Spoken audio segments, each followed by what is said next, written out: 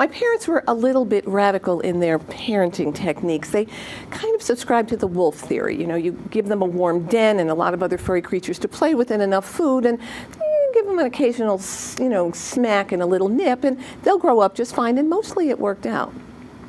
But the one thing they did do, the most structured thing they did, was we had dinner together every night. This is an anomaly now, but then it was very common. And at dinner every night, from pretty much the time any one of us could read, and there were 6 kids, as soon as we could read, we would read something in the newspaper and come to the dining room table prepared to tell about it. And the telling about it shifted as we got older. And by the time we were about 11, my father wanted us to move to the editorial page. And then we needed to come with an editorial about which we'd done some research. And then periodically in the middle of dinner, he would go, okay, switch sides. And so this makes you very facile in lying, if not in good finding. So I grew up believing that everyone at the table had the right to an opinion. I'm sure my opinions reflected my parents a great deal. I was, 11, 12, 13. But by the time I was 13, and my extended family was also similar and very verbal. So I thought 13-year-olds were as entitled to have political opinions at the table as anyone else. And so when I was just shy of 13, my parents moved from New York City to a small town on Long Island, about 1.5 miles long, half a mile wide, population 400 people. Very odd.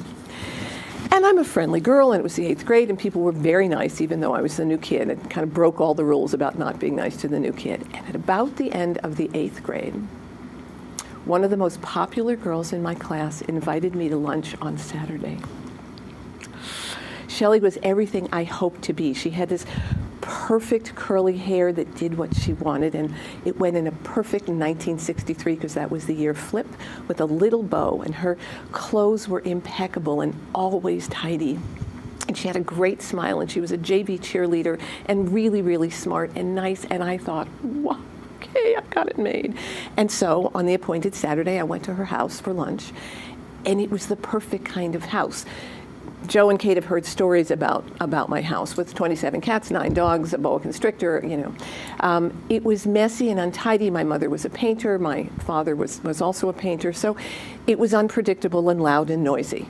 Her house wasn't. It was beautiful and clean and neat. And lunch was not kind of an ersatz thrown together leftovers, but Campbell's tomato soup and a tuna fish sandwich on white bread, and a glass of milk on a perfectly set table. And it was her mother and father and me and Shelley and her brother, whose name I think was Brian, but I'm not sure. I thought I had died and gone to heaven, and I was so excited. And I did my very best, and I didn't cross my legs, and I didn't put my elbows on the table, and I didn't slurp my soup.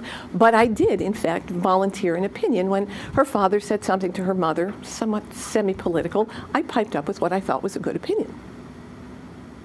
And then her mother said something to her father, and I piped up and thought it was kind of a good opinion. And in about no time, it seemed that nobody else was talking, and that was kind of horrifying. And I went home, and I was never asked back again. And I was absolutely crushed. And I couldn't figure out what I had done wrong.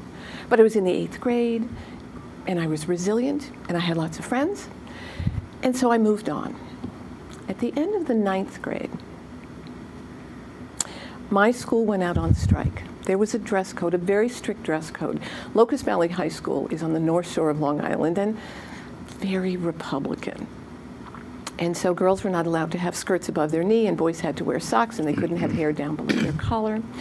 And we decided to protest, and the protest centered around one young man, Claude Thibault, who was a senior, from France. He was very French and very handsome. And not only was he sophisticated and very French and very handsome, but he was also a star athlete.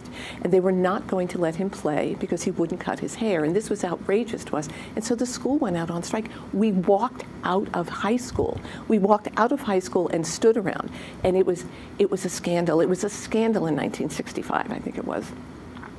And the newspaper came, Newsday came, and the radio came, and eventually the vice principal quit, and there was quite a to-do. But while we're standing out there, I had called my mother to let her know on the payphone what was happening, and my mother, bless her, I come from a Union card-carrying family of Democrats, arrived with a picnic basket of food for me and my friends.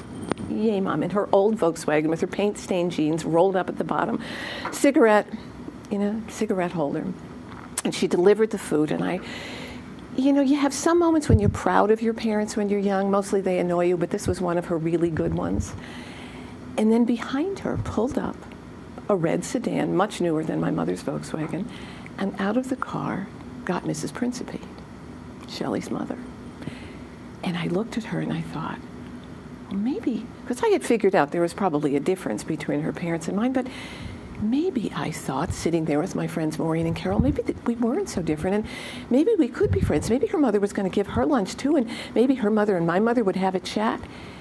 And then her mother grabbed her by the hair and began to smack her and dragged her into the car, screaming about what an embarrassment she was to her family. And my heart broke. It broke for her. It broke for me because I knew we would never be friends. And it let me see my parents, their odd, quirky, avant-garde, Greenwich Village hippie ways, as something I was glad to live with. They were a little bit crazy, but they would never do that. They were to the left of center and sometimes embarrassing, but they would never do that. And it was in that moment I knew that being raised like a wolf might not be the worst thing in the world.